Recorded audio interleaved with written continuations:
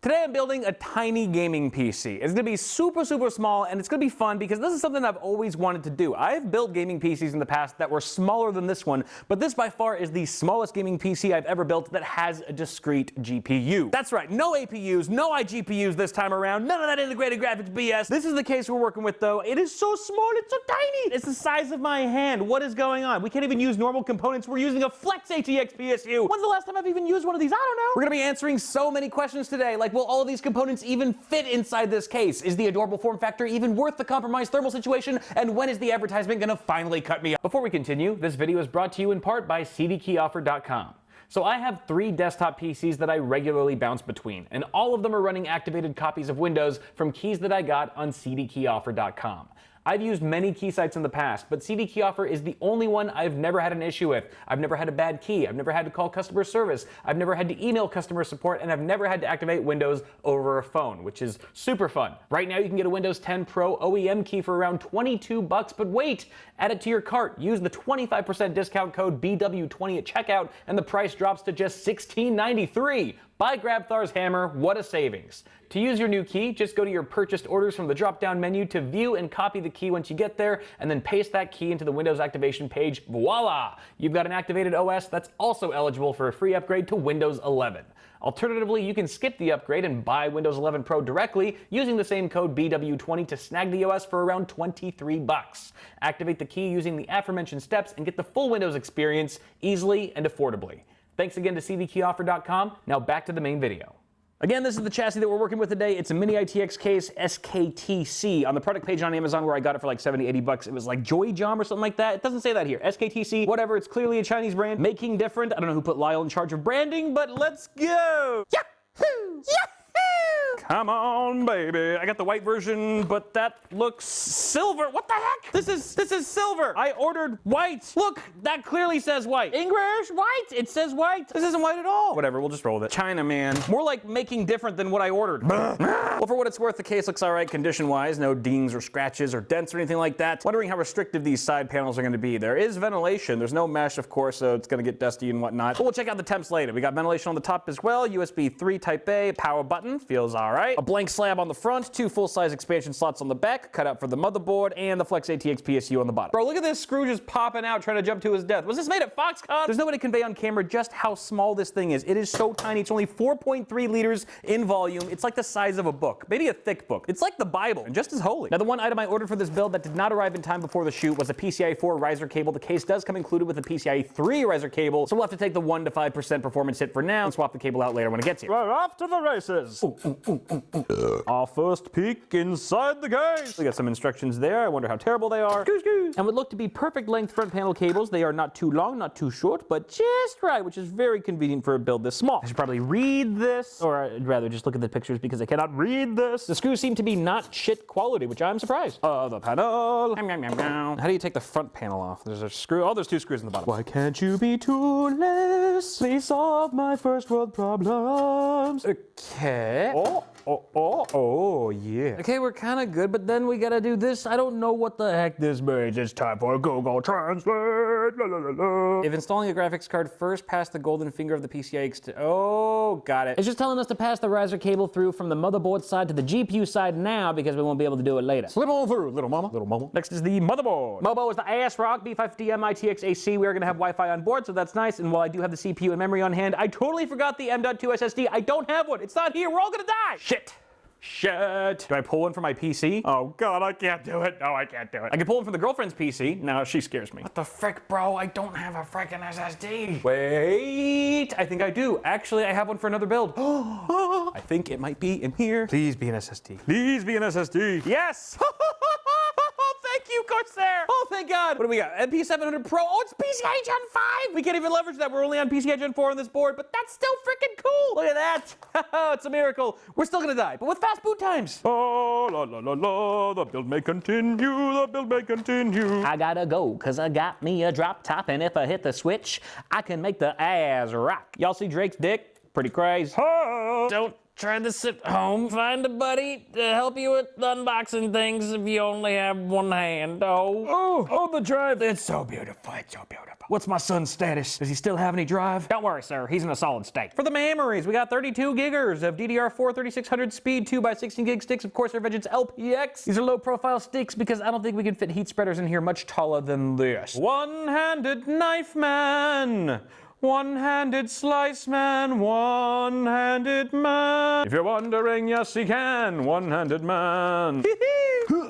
I found this part of the job very appealing. Is the notch notching? Make sure the notch is notching. You put your left foot in, you put your right foot out, you put your right foot in, and you shove that down. CPU is the Ryzen 5 5600, not an X, not an X3D, just the base 5600. It's a 65 watt TDP chip. That's what I like about it. Obviously, we could have gotten a faster, hotter running chip and then undervolted it, but I just kind of want to get something that's appropriate for this build, considering the form factor and this itty bitty cooler that we have on hand, which is the AXP90 X36. It's only 36 millimeters tall. It's super low profile. This cooler is very comparable to the super popular Noctua NH-L9A or L9I, but let's take a look.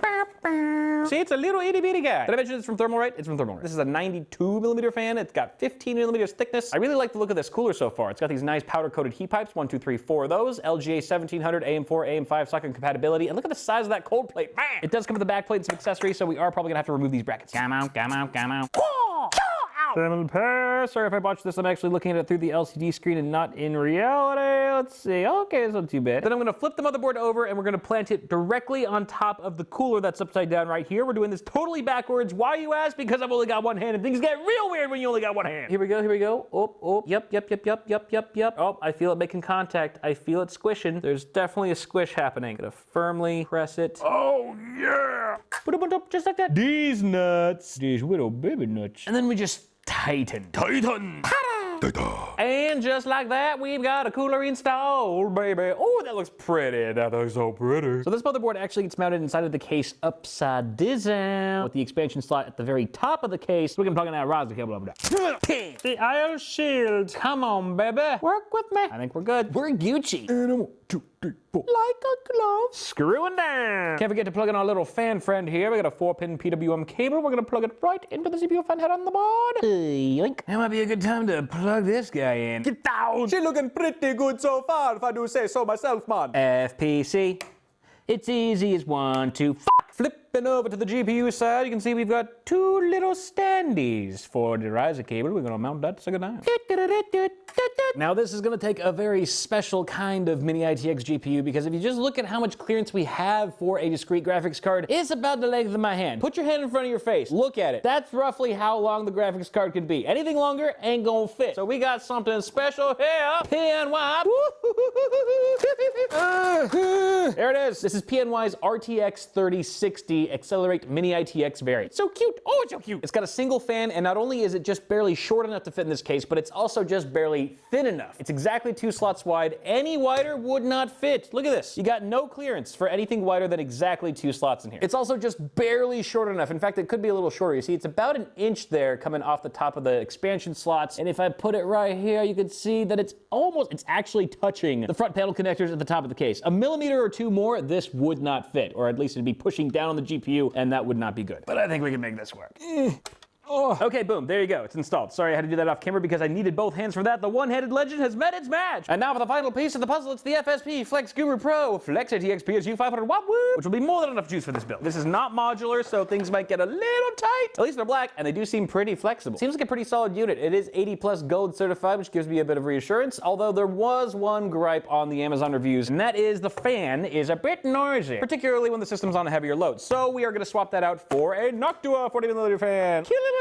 This is one of Noctua's 40mm fans. It is 10 millimeters thick, which is 5 millimeters thinner than this fan. This is a 15 millimeter thick one. But users online who have done this exact swap say that the Noctua fan cools this unit just fine. Hey, widow, baby. It's the return of the one-handed legend. Okay, there's the last screw for the chassis. Come on. Aha. So here's our itty bitty fan. We can pull him out. You can see he's actually connected to the power supply via a 2-pin connector, which we're gonna unplug right there. Bada bang, bada boom. Okay, I didn't actually realize this until this very moment, but Noctua actually includes the adapter and accessories in order to convert the 3-pin cable into a 2-pin cable like the stock fan that we have here, so you can actually connect it directly to the power supply. However, I'm gonna opt out of that and just connect the fan directly to our motherboard so I have more control over it within the BIOS. It's less graceful of a solution, but it allows me to set a custom fan curve for the power supply, which is an idea I very much like. So I'm gonna pull the fan cable through here and mount this sucker down. Let's go! And close her up. And just like that, quiet fan install. Although there are these gaps now on either side because the fan is a little bit more narrow than the stock fan, which is why I've got some electrical tape to cover this up so we get some nice even air pressure and the fan gets to do his job. Oh yeah, baby. Nice and easy, just slide her out in. We're almost there! All right, let me rattle these cables really quick. Okie dokie, artichokes, it's all wired up and ready to go. Everything went pretty smoothly cable management wise. I would highly suggest a modular power supply if you can swing it. They are a lot more expensive, particularly for flex ATX PSUs, but it does make cable management a whole lot easier and you get a bit more breathing room as well. I didn't have too much difficulty though. I was able to stash most of the excess cables underneath the GPU quite comfortably. Zip ties are your friend, however. Make sure you use them liberally to get everything nice and tidy so that you don't have any bulge when you put the side panel on. Speaking of bulge, y'all see Drake's dick? Moment of truth. There's 0 RGB in this build, but the fan is telling us that the power is working. The system's running. Look at it, that's not too. Look at this. It's like a Red Bull sized can right there. Boom. Oh, I'm in love. I'm in love. I love it. I absolutely love it. But the question is, will I love the performance and more importantly, the thermals? Dear Lord, everything's so hot. Why is this GPU? Oh my goodness, it's hot. 80C on the GPU, 82C on the CPU? What? That's not good. Okay, hold on. Before we do anything, let's just take a look at what's happening here. GPU's at 80C, we're at 99% utilization in Cyberpunk 2077, 1440p, 2560 by 1440 high settings. GPU clocks around 1800 to 1840 megahertz within that range, and we're drawing about 170 watts from the GPU alone. The CPU is actually a little warmer. We're getting 81, 82C, and that's at 50% utilization roughly, getting the max turbo frequency of 4450 megahertz, and power draws roughly at 60 to 70 watts. Gaming performance is solid, however. We're getting around 60 to 70 FPS, again in Cyberpunk 2077, 2560 by 1440 high settings. Performance is rock solid. Thermals, and I would argue maybe a bit of power draw, are not. This sounds like a job for undervolting! Get the frick out of here, dude. This is terrible. Okay, hold on. So let's start by undervolting our GPU. I'm gonna run Combustor as a stress test so we can check stability while we undervolt. MSI Afterburner, we're gonna open the curve editor. And like I was saying, we are getting roughly between 1800 and 1840 megahertz underload in Cyberpunk. So I'm gonna just call it 1820. And another graph I was looking at confirmed that that was happening at around 1000 millivolts. I'm gonna try reducing the voltage by 50 millivolts, going to 950, but we're still gonna try to hit that roughly 1820 megahertz target. So I'm gonna go right about there. I'm gonna hold shift and drag this to the right, and then shift enter, boom. We're gonna hit apply and hope we don't crash. Looking pretty good, actually. Let's keep going then. That means we could probably push it a little bit further. I'm gonna reduce it by another 50 millivolts at 900. Bring this up to 1820-ish. And then we drag this and then enter. Okay, and apply. You can see our wattage has come down a little bit. We were running at 170, now it's about 158. All right, let's keep going. I think we got one more in us. 850 millivolts now. We're reducing it to 850 millivolts. Going to 18, can we get away with 1830? 1830, do you think we can do it? Oh, I'm really pushing things right now. I'm really pushing it. Look at that. Our undervolt is already showing some significant gains in multiple areas. All right, I think we got maybe one more. Let's go to 825. 825, roughly there. Okay, I'm gonna apply. Apply. It's working. It seems stable. This is crazy. Look at this. 69C, we dropped over 10 degrees from when we were in Cyberpunk. We'll test it in Cyberpunk again in just a minute. But look at this, 1837 megahertz on the core clock and only 125 watts roughly, down from 170. I'm going to save this profile. Let's just create profile 2 right there. And now let's move on to the CPU. To do that, we're gonna need some PBO action up on her. Let's get into the BIOS. Delete. Come on. Okay, so under advanced, we're gonna go to AMD overclocking, which is gonna give us some PBO, Precision Boost Overdrive options. We're already under advanced, that's good. PBO limits disabled. Curve Optimizer, fire that up. It is disabled at the moment. We're gonna go all core negative as opposed to positive because we want to reduce our voltage curve. And you can see we already have the max value in here of 30. If it's unstable, we can do something like 20 or 15 or whatever, but I think we can get away with 30. It is a 5600, not a 5950X where it's already pushed to its limits voltage-wise. It's confusing how they do these numbers because it's not one-to-one with millivolts. Like this is not 30 millivolts. It represents something else. I think 1 unit in here is equivalent to X amount of millivolts. I forget what it is, but we're gonna do 30. We're gonna see if we can get away with that. Let's fire up Cyberpunk. And before I forget, I'm going to enable that profile, that undervolting profile that we just made earlier in MSI Afterburner for the GPU. Bro, I ran into this piece of fence and it got stuck in the car, and now I can't drive the car. It's actually pushing me backwards. What the hell? Okay, anyway, we've been going for a few minutes now, and things are looking really good. We have not crashed. We have not crashed. We are rock solid stable as far as this brief test is concerned, which is very impressive considering how quickly and haphazardly I dialed in both of those overclocks. But good lord, this thing's a champ. And look at those temp drops. Oh my god. GPU is now at 72C, 100% utilization, 1837 megahertz on the core clock, just 118 watts of power draw.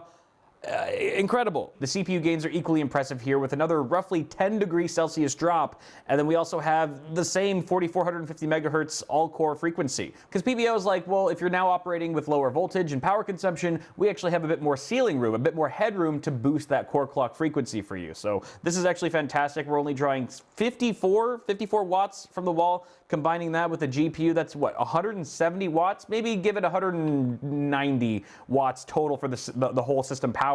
But that's way down from, what, 270, 280 watts that we were seeing before the undervolting. So we've come down quite a bit on power draw as well here without really sacrificing much. I mean, we're still getting 75 frames per second in this game. I would say between 60 and 80 frames per second, depending on what you're doing in the game, which isn't too bad at high settings, 1440p. And we've improved in every other metric, including noise, because our temperatures have come way down. Our fans have not ramped up, needed to ramp up nearly as high. So we went from literally jet engine noise to what I would say is better than the vast majority of gaming laptops out there, especially because the fans are a lot larger, the blades are larger, they don't have to spin as fast. They're brushing up against the side panels, but not quite as close as a laptop fan. So while the end result is still audible, it's a lot less whiny and at a much lower pitch.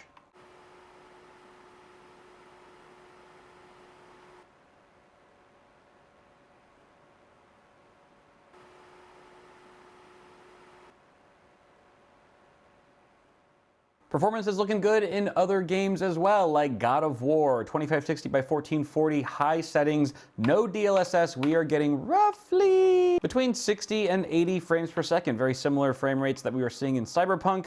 We've gotten close a few times, but no dips below 60 frames per second so far, which is fantastic to see. The game looks nice and crispy, and temperatures are in check as well, in the low to mid 70s for both the CPU and GPU. One last test for y'all, it's Red Dead Redemption 2. As you guys know, this game is very demanding. It doesn't pull any punches, which is why it's a great title to test. Once again, we're at 2560 by 1440, and I've dialed in a completely custom arrangement of settings, ranging from low to ultra. It's kind of all over the place, but it sort of averages out at medium settings, and we are using DLSS on quality. My goal when tweaking these settings, of course, was to try and target over 60 FPS on average consistently, and we have done just that. So as you can see right now, we're getting well over 60 FPS in the 70s. We're seeing that range once again anywhere between 60 and 80 frames per second, but everything's looking really good. Actually, the game looks much better with DLSS set to quality than it does with DLSS completely disabled. So that's pretty cool. Despite the blend of settings that we're using, the game still manages to look fantastic at these particular settings. It doesn't really leave much to be desired, to be honest. Everything from the performance, the thermals especially are really good right now, and just the way that the overall game looks is just chef's kiss. I could have thrown some easier titles in here, esports games, Doom Eternal, and things like that, but I wanted to really put this thing through its paces to see what it was made of, which is why we've only tested it with AAA games that are fairly demanding, and it's been able to handle them with flying colors in pretty much all areas, so very capable little machine. It just needs a little bit of tuning. Obviously, that undervolt on both the CPU and GPU helps a lot, and then at that point, it's just a matter of fine-tuning the settings.